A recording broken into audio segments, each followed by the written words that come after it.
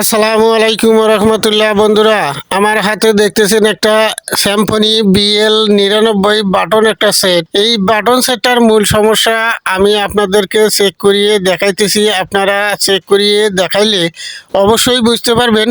তো যাই হোক, মোবাইলটা আমি এখন চার্জে লাগাবো। বন্ধুরা, একটু লক্ষ্য করবেন ভালো করে স্ক্রিনে। হ্যাঁ বন্ধুরা, আমি কিন্তু চার্জে লাগাইছি। একটু লক্ষ্য করেন কি লেখা দেখায় সেটা একটু বুঝতে পারবেন। হ্যাঁ বন্ধুরা, একটু অপেক্ষা করেন। হ্যাঁ, ব্যাটারি ওভার টেম্পার আউটে ফোন ওয়াল শটডাউন। তো বন্ধুরা, এই ওয়াল শটডাউনটা আমরা কিভাবে সমাধান করব সেই প্রসেসগুলো আমি কিন্তু আজকে আপনাদের মাঝে শেয়ার করব। আপনারা শুধু ধৈর্য সহকারে ভিডিওটা কন্টিনিউ করেন বন্ধুরা, একটু স্কিপ করবেন না, আপনাদের কাছে এটাই রিকোয়েস্ট। তো বন্ধুরা, আবারও ভালো করে দেখিয়ে দিচ্ছি আমি। মোবাইলের ডিসপ্লে একটু লক্ষ্য করেন, ডিসপ্লেতে লেখাটা কি দেখাইতেছে। তো যাই হোক বন্ধুরা, মূল কাজে যাওয়ার আগে আপনাদের কাছে ছোট্ট একটা রিকোয়েস্ট বন্ধুরা, ভিডিওটা ভালো লাগলে ধাম করে একটা লাইক দিবেন। একটা লাইক দিলে বন্ধুরা পরবর্তী ভিডিও আরও সুন্দর করে সাজিয়ে আনার জন্য অনেকটাই মোটিফাই করে। তো বন্ধুরা, আমি এখন মূল কাজে চলে যাব। মোবাইলটাকে আমি সুন্দরভাবে আলতোভাবে খুলে নেব। এই যে দেখেন সমস্যাটা কিন্তু বন্ধুরা, এই বাটন মোবাইল বিষয়ে যদি আপনাদের মনে কোনো প্রশ্ন জেগে থাকে তাহলে অবশ্যই কমেন্ট করে মতামত জানাবেন। আর ভিডিওটা ইউটিউব থেকে যদি দেখে থাকেন অবশ্যই চ্যানেলটাকে সাবস্ক্রাইব করে রাখবেন, পাশে থাকা বেল আইকনটি বাজিয়ে দিবেন। আর ফেসবুক থেকে যদি দেখে থাকেন তাহলে অবশ্যই পেজটাকে ফলো করে রাখবেন। তো বন্ধুরা, আমি এখন মোবাইলটাকে খুলে নিচ্ছি। এই যে দেখেন আমি খুলতেছি, একটু অপেক্ষা করেন বন্ধুরা, আমার কিন্তু প্রায় খোলা শেষ। এই যে দেখেন আমি সার্কিটটা আউট করে নিচ্ছি। হ্যাঁ বন্ধুরা, এরকম করে আপনাদেরকেও আউট করে নিতে হবে। তো যাই হোক, আমি এখন যেটা করব, এই ব্যাটারি কানেক্টরের কাছে একটা ফিউজ আকারে একটা রেজিস্ট্যান্স ছিল, এই রেজিস্ট্যান্সটা আমি উঠিয়ে দিলাম। তারপরে আবারও একটু চার্জে লাগাইলাম বন্ধুরা।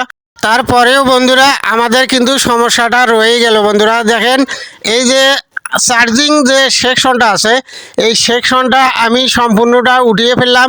উঠিয়ে ফেলার পর আমি দেখেন এখানে একটা জেনার ডায়োড নিয়েছি 4 ভোল্টেজের। আমি এই জেনার ডায়োড দিয়ে এখন মডিফাই করে দেব।